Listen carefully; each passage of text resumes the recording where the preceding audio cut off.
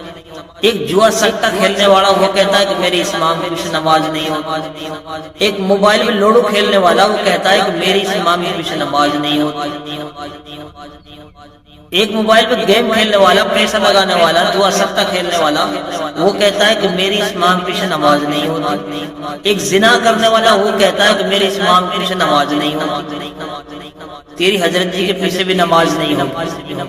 اگر تیرا اس امام سے عقیدہ ٹھیک نہیں ہے، اگر تیرا اس امام سے تیرے اعتقاد ٹھیک نہیں ہے تو تجھے نماز نہیں پڑھنی چاہیے، اس کے پیچھے تیری نماز نہیں ہوگی، سب کی نمازیں ہو جائیں گی لیکن تیری نماز نہیں ہوگی اگر تو اس امام سے تیرے اعتقاد ٹھیک نہیں ہے۔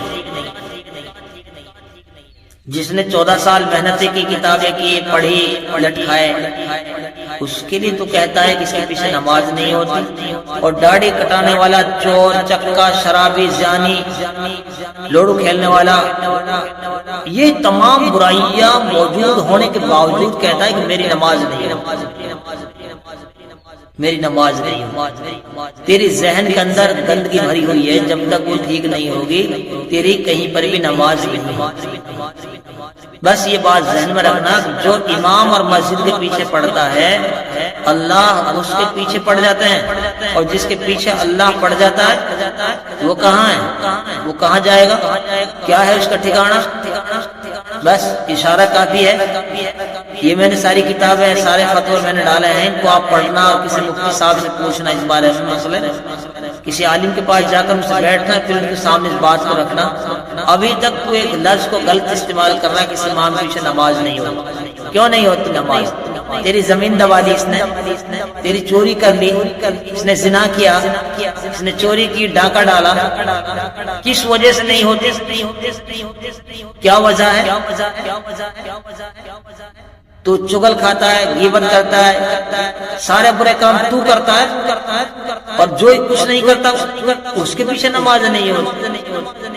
اس لفظ کو سیکھنا ہے، اس لفظ کو سیکھ کر دوسروں کے لیے بتانا ہے کہ امام سے مقتدی ناراض ہو تو نماز نہیں ہوتی، یہ کیا ہے؟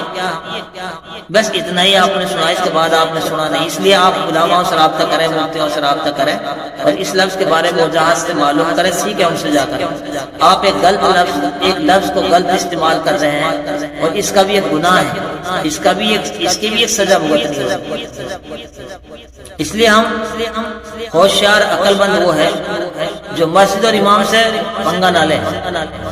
دنیا کے اندر سب سے بڑا ہوشیار اور عقل مند وہ ہے جو امام اور مسجد سے پنگا نہ لے، اپنی آخرت کی فکر کرے۔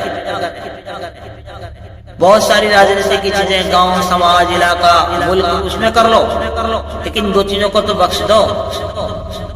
تم اپنے آپ کو عقل مند کہتے ہو، تم اپنے آپ کو ہوشیار کہتے ہو، تمہارے ذہنوں میں شیطان بیٹھ گیا ہے، شیطان بیٹھ گیا تمہارے ذہنوں میں، تمہارے دماغ میں۔